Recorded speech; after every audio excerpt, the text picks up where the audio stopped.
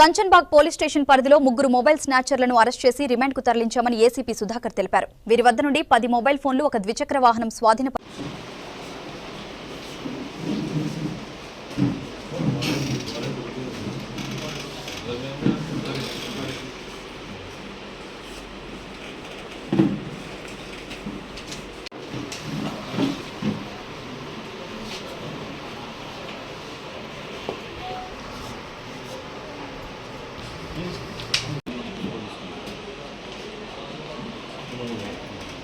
నమస్కారం. ఈ నెల 15వ తారీఖు నాడు ఉదయం 9:15 జై భవానీ టిఫిన్ సెంటర్ దగ్గర కంచన్బాగ్ పిఎస్ పరిధిలో ఒక వ్యక్తి దగ్గర నుంచి ఒక మొబైల్ ఫోన్ స్నాచింగ్ జరగడం జరిగింది. దానికి సంబంధించి ఆ యొక్క బాధితుడు నజీర్ అహ్మద్ అక్కడి నుంచి 100 డైల్ కాల్ చేయగా ఇమ్మీడియట్గా కంచన్బాగ్ పోలీస్ స్టేషన్ నుంచి సిబ్బంది అక్కడికి వెళ్ళి అతని ద్వారా అక్కడి నుంచి జరిగిన సంఘటన గురించి ఫిర్యాదు తీసుకోగా అతను చెప్పినటువంటి విషయం ఏంటంటే, అతను టిఫిన్ కోసం అని చెప్పేసి జై భవానీ టిఫిన్ సెంటర్కి వచ్చి టిఫిన్ తీసుకొని వెళ్తున్న సందర్భంలో ఒక 2 వ్యక్తులు అతని వెనుక నుంచి వచ్చి బైక్ పైన వచ్చి అతని దగ్గర ఉన్నటువంటి Galaxy Z Fold 5 Samsung company యొక్క మొబైల్ ఫోన్ని స్నాచింగ్ చేసుకొని తీసుకుపోవడం జరిగిందని చెప్పడం జరిగింది. అటు యొక్క సమాచారంపై అక్కడనే ఫిర్యాదు తీసుకొని ఆన్ సైట్ ఫిర్యాదు నమోదు చేసుకొని అక్కడనే ఎఫ్ఐఆర్ చేసి దర్యాప్తు ప్రారంభించడం జరిగింది.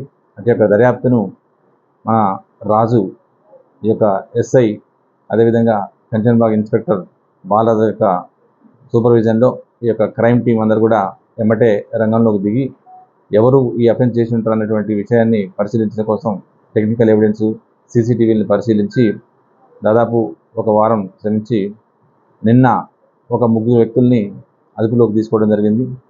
అందులో ఒక వ్యక్తి నరేష్, ఇతను చీపురుపల్లి విజయనగరం డిస్టిక్, అదేవిధంగా బాణాల అరుణ్ కుమార్, ఇతను జగద్గిరిగుట్ట ఏరియాలో ఉంటాడు.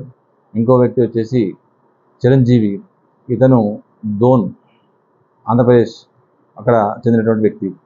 ఈ ముగ్గురిని పట్టుకొని విచారించగా తెలిసింది ఏంటంటే, వీరందరూ కూడా ఒక గ్యాంగ్గా ఫామ్ అయ్యి వీరు బిజీ ప్లేస్లలో హోటల్స్, బస్ స్టాండ్ ఆ ప్రదేశాల్లో తిరుగుతూ పబ్లిక్ని అటెన్షన్ డైవర్షన్ చేస్తూ వాళ్ళ దగ్గర ఉన్నటువంటి విలువైనటువంటి ఫోన్లని తస్కరించడం, దొంగతనం చేయడం జరుగుతుంది. అందులో భాగంగానే వాళ్ళు మన దగ్గర మొన్న 15వ తారీఖు నాడు ఇక్కడ జై భవానీ టీవీ సెంటర్ దగ్గర సెల్ ఫోను దొంగతనం చేయడం జరిగింది. ఆ తర్వాత దర్యాప్తులో తెలిసింది వీళ్ళ దగ్గర ఇప్పుడు ప్రస్తుతానికి ఒక 10 మొబైల్ ఫోన్లని స్వాధీనం చేసుకోవడం జరిగింది. వీళ్ళు హైదరాబాద్ పరిధిలో జూబ్లీ హిల్స్ ఏరియా, ఎస్ఆర్ నగర్, ఉస్మాన్ యూనివర్సిటీ ఆ పరిధిలో ఎల్బీ నగర్ ఇక్కడ అన్ని ప్రాంతాల్లో కూడా ఈ యొక్క సెల్ ఫోన్ స్నాచింగ్లు చేయడం జరిగింది. వీరందరిపైన కూడా పాత కేసులు ఉన్నాయి. ఈరోజు వీళ్ళని అరెస్ట్ చేసి కోర్టులో ప్రొడ్యూస్ చేయడం జరుగుతుంది. ఆ తర్వాత మళ్ళీ తదుపరి విచారణ చేసి వీళ్ళు గ్యాంగ్ ఎంతమంది ఉన్నారు, వీళ్ళందరూ ఎంతవరకు అఫెన్స్ చేశారు అనేది దర్యాప్తులు చేయడం జరిగింది. ప్రైమరీగా మాత్రం మాకు దాదాపు ఒక 1000 ఫోన్ల వరకు వీళ్ళు 2018 నుంచి ఇప్పటి వరకు దొంగతనం చేసినట్టు తెలుస్తుంది. వీటన్నిటిని కూడా తదుపరి విచారణలో ఎంక్వైరీ చేసి దీని వెనక ఎవరున్నారు అనేటువంటి విషయాన్ని తెలుసుకోవడం అనేది జరుగుతుంది. Thank you. ప్రస్తుతానికైతే ఫోన్లు మాత్రమే దొంగతనం చేసినట్టు తెలుస్తుంది. తర్వాత దర్యాప్తులో ఇంకా వీళ్ళు ఏమైనా ఫోన్లతో పాటు మాకు తెలిసిందంటే, ఫోన్లలో ఈ రోజుల్లో దాదాపు అందరూ కూడా ఈ యొక్క ఆన్లైన్ పేమెంట్ని గూగుల్ పే, ఫోన్పే వాడటం జరుగుతుంది. అయితే దాంట్లో నుంచి కూడా డబ్బులు తీసినటువంటి సందర్భం ఉన్నట్టుగా తెలుస్తున్నది. అది కూడా విచారణలో తెలుస్తుంది. పబ్లిక్కి పోలీస్ శాఖ తరఫున రిక్వెస్ట్ ఏంటంటే, ఎప్పుడైనా ఒకవేళ మొబైల్ ఫోన్ కనుక పోతే ఇమీడియట్గా వాళ్ళ యొక్క సిమ్ని బ్లాక్ చేయించుకున్నట్లయితే అందులో ఉన్నటువంటి ఏదైతే గూగుల్ పే కానీ, ఫోన్పే కానీ బ్యాంక్ అకౌంట్కు కనెక్ట్ అయిన మొబైల్ నెంబరు ఏదైతే బ్లాక్ చేయించితే తర్వాత దాంట్లో నుంచి బ్యాంక్ నుంచి అమౌంట్ పోకుండా ఉంటాయి. కాబట్టి ఇమీడియట్గా ఆ సిమ్ను బ్లాక్ చేయాలని కోరుతున్నాం. అయితే ఈ యొక్క కేసును దర్యాప్తు చేసి ఈ యొక్క కంచన్బాగ్ ఇన్స్పెక్టర్ బాలరాజు అదేవిధంగా ఎస్ఐ రాజు ఈ యొక్క క్రైమ్ టీం అందరికి కూడా మా డీసీపీ గారు అందరు సిపి గారు కూడా చాలా మెచ్చుకోవడం జరిగింది. వీరందరికీ కూడా రివార్డ్ కోసం ప్రపోజల్ పంపడం జరుగుతుంది. వీళ్ళందరూ కూడా జల్సా కోసం ప్రస్తుతానికి ఆల్రెడీ వీళ్ళందరి మీద కూడా పాత కేసులు ఉన్నాయి. 2018 నుంచి ఉన్నాయి. 18, 20 పోయొచ్చారు.